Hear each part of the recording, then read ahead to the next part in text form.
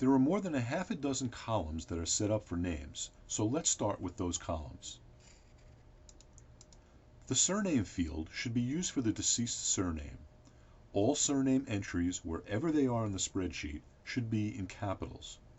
In some cases, surnames may be hyphenated. If you're working with older all Hebrew headstones, you may find that there are no surnames engraved on the stone. If that's the case, leave the column blank.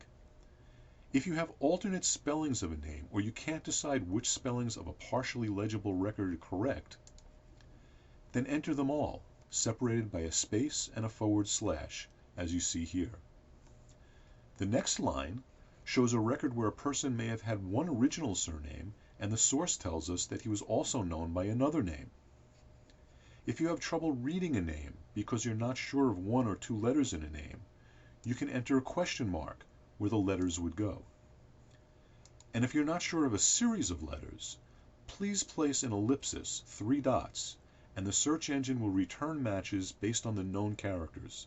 For example, this record would be returned with a search for Sternberg, Steinberg, Strasberg, etc.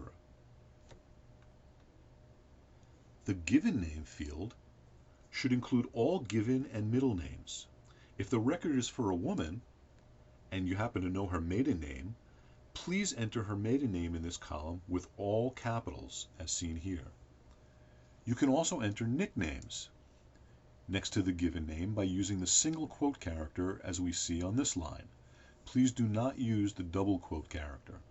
The next column that has names is the Hebrew name column. To make it easier to show you, I'm going to hide the columns I'm not currently using.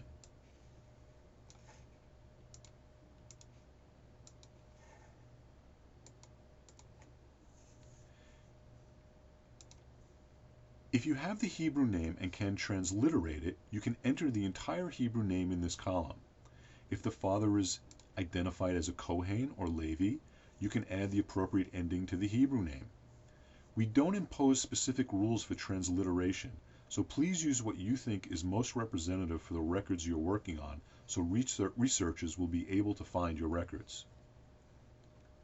For the spouse's name field, if known, please enter the given name of the spouse. Entering the spouse's surname, if it's the same as the entry already in the surname column, is optional. For individuals who have had more than one spouse, please enter all names, as we can see here. The father's name and mother's name column should include the secular names of the deceased's parents. If either one of the parents' surnames or mother's maiden name is different than the name in the surname field, please be sure to enter that name as well.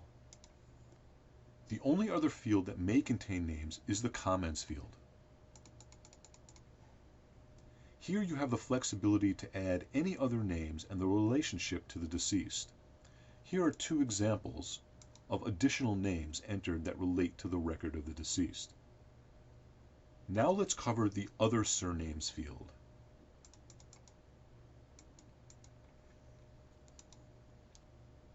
When a researcher or family member runs a search by surname, the JOWBR engine looks only at 2 fields, surname and other surnames.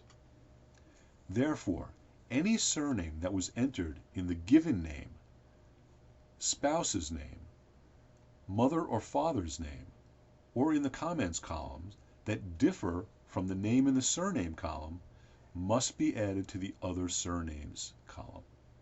Between the surname column and the Other Surname column, all surnames must be listed.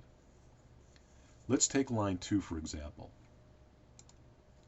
The surname is Cohen, but what we see is another surname in the spouse column and the mother's maiden name in the mother's column. Therefore, we enter Siegel and Kaplan in Other Surnames so that this record will be returned on a search with any of the 3 surnames on this line. Make sure to check that the comments column for additional surnames is also included for Other Surnames. Now let's take a look at how to enter places.